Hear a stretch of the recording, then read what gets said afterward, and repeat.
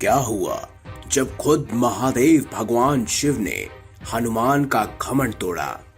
दोस्तों, रामायण और महाभारत में ऐसी कई कहानियां हैं जिसमें महाबली हनुमान ने दूसरों का घमंड चकनाचूर किया। विशेषकर महाभारत में श्री कृष्ण ने हनुमान जी द्वारा ही अर्जुन, बलराम, भीम, सुदर्शन चक्र, गरुड़ और सत्यभामा का घमंड तोड़ा था। इसमें कोई शंका नहीं कि महाबली हनुमान में अपार बल था। रामायण के बाद उनके बल का वर्णन करते हुए श्री राम कहते हैं कि यद्यपि रावण की सेना में स्वयं रावण, कुंभकर्ण और मेघनाद जैसे अविजयी वीर थे और हमारी सेना में भी स्वयं मैं, लक्ष्मण, जामवंत, सुग्रीव, विभीषण और अंगद जैसे योद्धा थे, किंतु इन सब में से कोई भी हनुमान के बल की समानता नहीं कर सकता। इस पूरे विश्व में परम पिता ब्रह्मा, नारायण, भगवान रुद्र के अतिरिक्त कदाचि ही कोई और हनुमान को परास्त करने की शक्ति नहीं रखता। इतने बलवान होने के बाद भी हनुमान अत्यंत विनम्र और मधुभाषी थे और अहंकार तो उन्हें छू भी नहीं सकता था। इसमें भी रामायण में एक आध ऐसी कथा आती है जब हनुमान जी को क्षणिक घमंड हो गया था, किंतु जिनके स्वामी स्वयं श्री राम हो उन्हें उभरने में समय नहीं लगता। ऐसी ही कथा तब की है जब श्री राम अपनी सेना के साथ सागर तट पर पहुंच गए थे।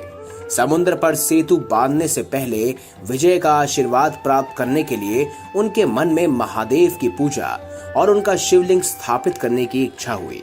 तब उन्होंने हनुमान जी से कहा कि काशी जाकर एक दिव्य शिवलिंग ले आए ताकि वह उसे यहाँ स्थापित कर सके। प्रभु की आज्ञा मिलते ही हनुमान जी तीव्र गति से काशी पहुंचे और एक दिव्य शिवलिंग लेकर वापस लौट चले। उसी बीच पूजा का मुहूर्त निकलते देख श्री राम ने वहीं रेत से एक शिवलिंग की स्थापना की और उनकी विधिवत पूजा शुरू ही करने वाले थे कि तभी हनुमान शिवलिंग लेकर वापस आ गए। जब हनुमान जी ने देखा कि श्री राम ने किसी और शिवलिंग की स्थापना कर ली है तो वह बड़े ही व्यथित हुए।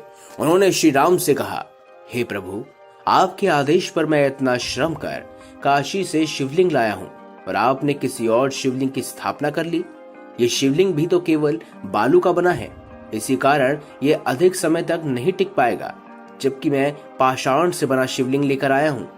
इस पर श्री राम ने कहा, हे हनुमान, इसमें दुखी होने की कोई बात नहीं है, किंतु यदि तुम्हारी इच्छा हो तो इस शिवलिंग को हटाकर तुम अपने शिवलिंग की स्थापना कर दो। यदि तुम ऐसा कर सके तो हम तुम्हारे ही शिवलिंग की पूजा करेंगे।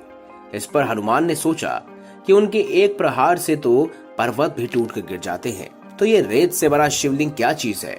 इसी अहंकार की भावना से हनुमान उस शिवलिंग को हटाने का प्रयास करने लगा, लेकिन आश्चर्य की बात तो ये थी कि पर्वत को भी उखाड़ देने वाला महाबली हनुमान उस रेत के शिवलिंग को तनिक भी नहीं हिला सका। उस शिवलिंग को उखाड़ने के प्रयास में उन्हें एक जोर का झटका लगा और वो वहां से 20 योजन दूर गंधमादन पर्वत पर जा गिरे और अचेत हो गए। जब उनकी चेतना वापस आई तो उन्हें अपने किए पर बड़ा पछतावा हुआ।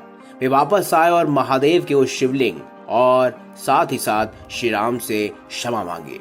श्री राम ने उस शिवलिंग का नाम रामेश्वरम रखा और उसे पश्चात हनुमान का मान रखने के लिए उनके द्वारा लाए गए शिवलिंग को भी वहीं कुछ दूर पर स्थापित कर दिया। श्री राम ने कहा, हे महाबली, तुम्हारा श्रम व्यर्थ नहीं जाएगा। आज से यह शिवलिंग तुम्हारे नाम पर हनुमंत श्रीवश्वर हनुमदेश्वर के नाम से विख्यात होगा। मेरे द्वारा स्थापित किए गए रामेश्वर ज्योतिर्लिंग की पूजा करने से पहले तुम्हारे द्वारा स्थापित किए हनुमदेश्वर शिवलिंग की पूजा करना अवश्य होगा। जो ऐसा नहीं करेगा उसे रामेश्वर महादेव के दर्शन का फल प्राप्त नहीं होगा। उस समय के काल पाषाण से निर्मित हनुमदेश्वर महादेव रामेश्वर तीर्थ का एक अभिन्न अंग बन गया। आज भी जो यात्री रामेश्वर के दर्शन करने के लिए जाते हैं वह पहले हनुमदेश्वर महादेव के दर्शन के लिए अवश्य आते हैं। जय हनुमदेश्वर महाराज की जय। जय श्री राम।